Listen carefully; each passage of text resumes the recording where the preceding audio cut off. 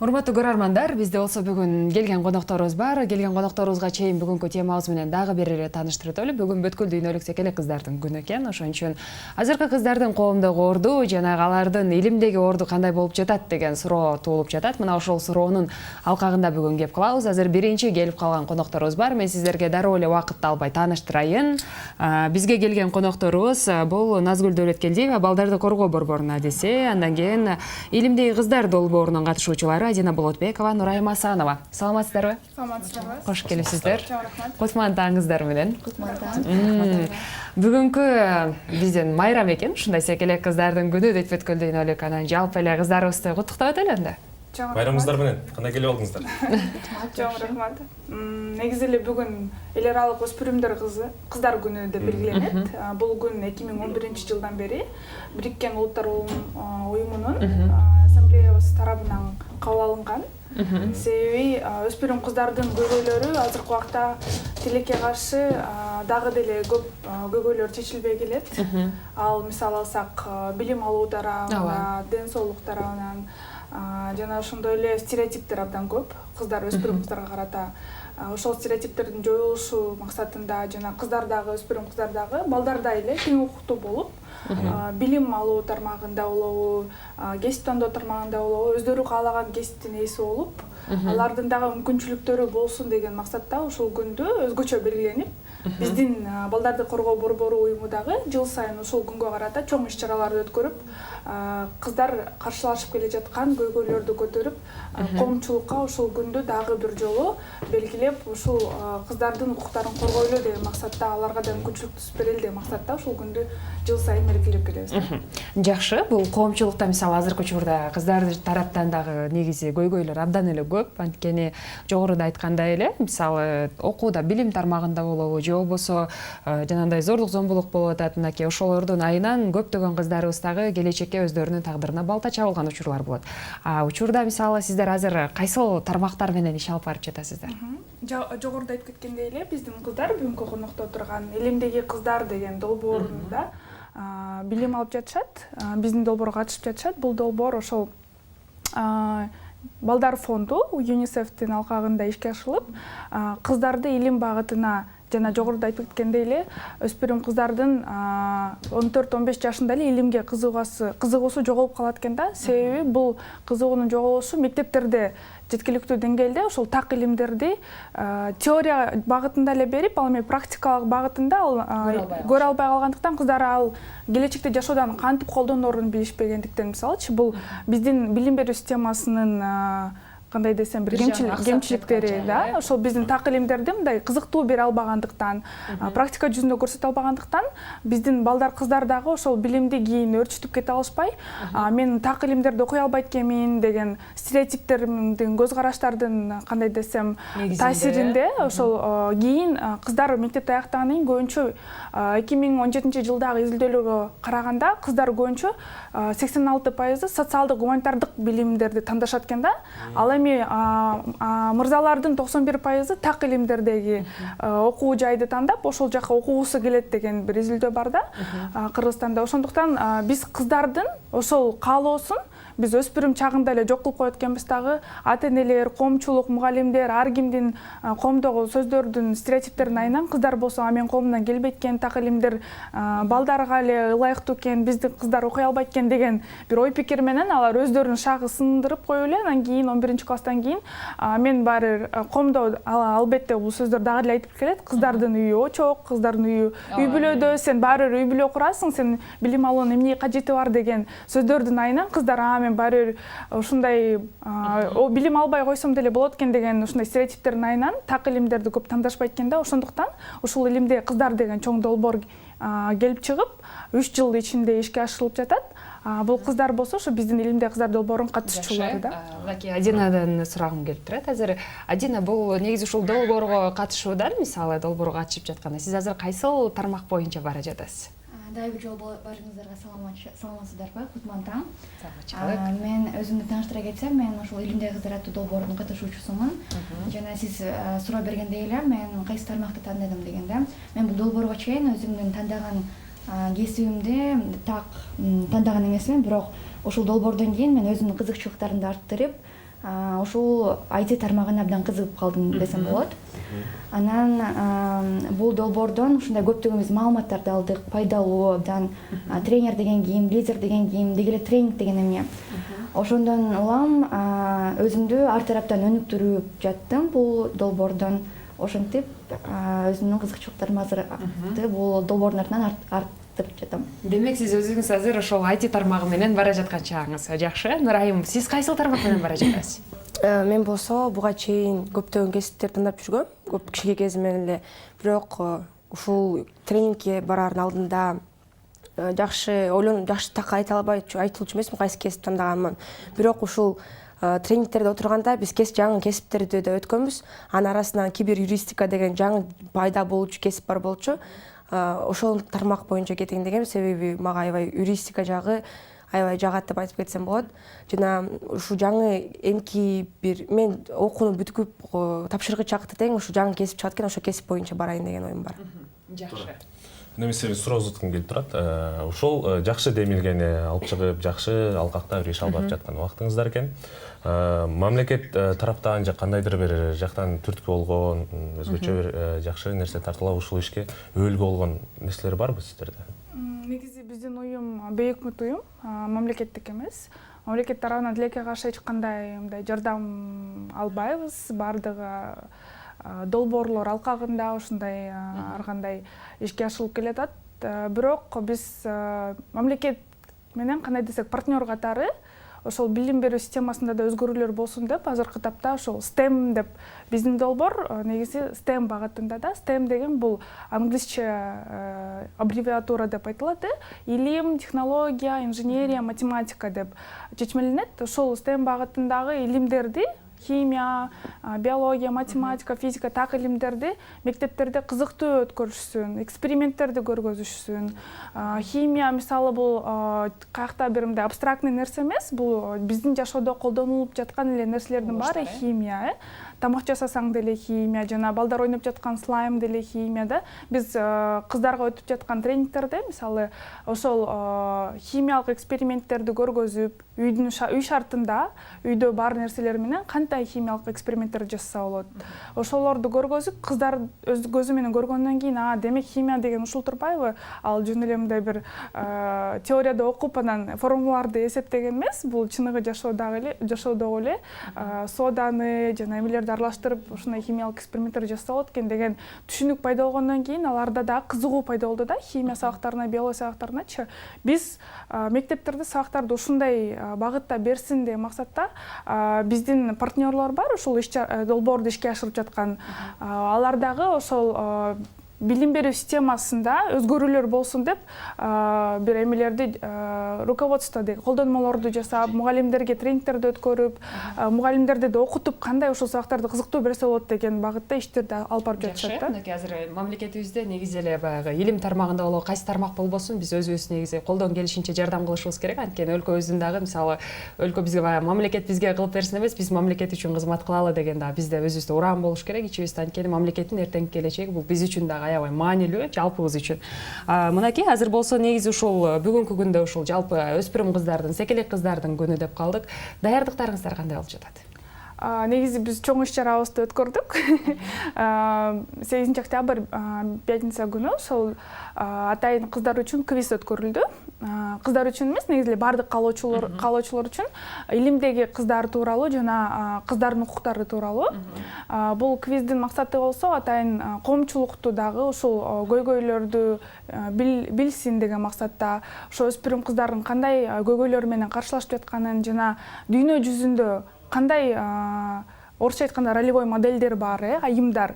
Биздин Кыргызстандан мыкты айымдар чыгып келе жатат, мисалы Асель Сартбаева дегени дүйнө жүзүндө жана вакцинаны мурда бир атайын холодильник менен ташыш керек болсо, азыр аны жөн оңой жолу менен аны сактоого кандайдыр бир изилдөөлөрүн жасап дүйнө жүзү боюнча мыкты илим айымы табылды да, чоң деңгээлге жетти. Мисалы биз кыздарыбызга ошондой Кыргызстандан чыккан илим багытында ийгиликтерди багынткан айымдарды көргөзүп, мына биздин жөнөкөй эле Кыргызстандан чыккан айымдар ушундай деңгээлге жете алса, силер да ушундай мүмкүнчүлүктөрүңөр бар деген максатта ошол квизди өткөрүп, анан кийин жалаң айымдар тууралуу сөз болду. Жакшы. Бул жакта мисалы ошол илим менен катар эле мисаларда үй бүлө жагынан дагы мисалы ийгиликтер жараткан айымдар бар экендигин байкап келебиз. Анткени илимдеги кыздарда жалгыз эле мисалы илим тармагы менен кетип, эртеңки күнү мисалы биздин жашообуздун бир канаты болгон бул үй бүлө деген нерсе бар да, ал тармактан дагы буларга жакшы бир өздөрүнүн берген мисалы илим тармагынан дагы, кайра экинчи тармагынан үй бүлө жаатынан дагы атайын тренингтерди өткөн айымдар болсо керек. Бизде негизи гендердик теңчилик жөнүндө үй бүлөдө мисалы кыз болобу, эркек болобу, экөөнө тең бирдей мүмкүнчүлүк бериш керек деген биздин тренингтерде ошондой көп басым жасалат. Себеби болсо бизде кыздарга баары бир кандай десем, кичинекей бөбөктөрүңдү карашың керек, же болбосо үй иштерин жасашың керек деп, алардын окууга болгон убактысын үй иштерине көбүрөөк жумшатып, анан кийин кыздардын мындай аз өзүн кандай десем, өнүктүрүүгө убактысы аз болуп калат да. Ошондуктан биз ата-энелер менен жолугушууларды өткөргөндө, аларга дагы тренингтерди өткөргөндө айтабыз да, силердин эркек уулуңар болсо дагы, кыз балаңар болсо дагы экөөнө бирдей мүмкүнчүлүк бергиле депчи. Силер үй иштерин бөлүштүргүлө депчи. Мисалы бирөөсү тамак жасаса, бирөөсү идишин жууш керек. Баардык үйдөгү иштердин баарын кыздарга берип койбош керек да. Мисалы кыздар деле өздөрүнүн айтып кетсе, силер үйдө кандай кызматыңар бар? Кызмат ордуңар кандай? Ата-энеңер кандай колдоо көргөзүп жатат, ошо долбоорго чыккандан кийин? Мен апам менен ата-энем башында ушу тренинг өткөндө аябай кызыгуусу менен көрүшкөн эмес да, бул жөнөкөй эле кружок деп эсептешкен. Бирок башында мен ушул тренингке жүрүп, жаңы нерселерди угуп баштаганда алар да өздөрү мен менен чогуу кызыга башташкан. Мен өзүм окуучуларыма мектептеги 8-9 класстарга тренингтер өтүп баштаганда алар да кызыгуусу менен аябай кирип башташкан. Биз онлайн пандемия учурунда онлайн болгондуктан кээде күндөрү мен тренинг өтүп жатсам, атам үйүмө тыкылдатып, Нурайым Асанова, жүрүңүз тамак ичели деп да күндөрү да болгон. Анан мен ата-энем ар дайым мени колдоп жүрөт ушу тармак боюнча. Үйдөн дагы ар дайым эч качан сен кызсың, сен кылыш керексиң деген сөздөрдү айтпай калышкан. Себеби мен жаман көрөм деп аларга айтып берсем дагы алар мени түшүнүп, алар ар дайым мени колдоп жүрүшөт. Апам дагы бул долбоор боюнча ата-энелерге болгон катышуучуларга да ар дайым катышып, мен ар дайым жардам берип жүрөм. Жеңилдик берип беришет.